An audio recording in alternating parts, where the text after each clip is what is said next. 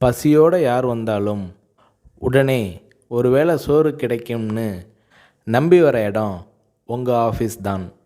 பசி பட்டினின்னு கிடந்து வந்த ஆள் இதை பண்ணுறாருனா சரி.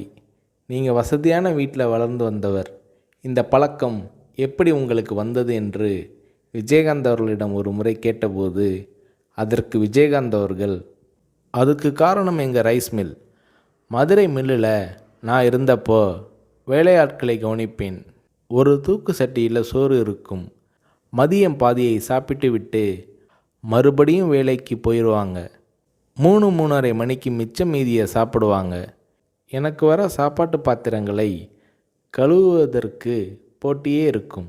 காரணம், அதில் பாதி சாப்பாடு மிச்சம் இருக்கும். உலகத்தில் பெரிய கொடுமை பசி கொடுமை தான். வயிறு காஞ்சி வந்து நின்றவனுக்கு என்ன சொன்னாலும் ஏறாது. தவிர பெரியவங்க சொல்லுவாங்க, மனுஷனுக்கு எது கொடுத்தாலும் எவ்வளவு கொடுத்தாலும் பத்தாது, வேணும் வேணும் என்று தான் கேட்பான். அவன் போதும்னு சொல்கிற ஒரே விஷயம் சோறு மட்டும்தான்னு சொல்லுவாங்க.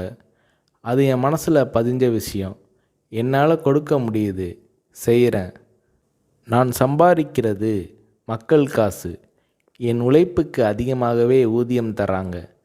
அதில் ஒரு பகுதியை படிப்பு அது இதுன்னு அவங்க உதவிக்காக செலவழிக்கிறது என்னோட பொறுப்பு என்கிறார் விஜயகாந்த்.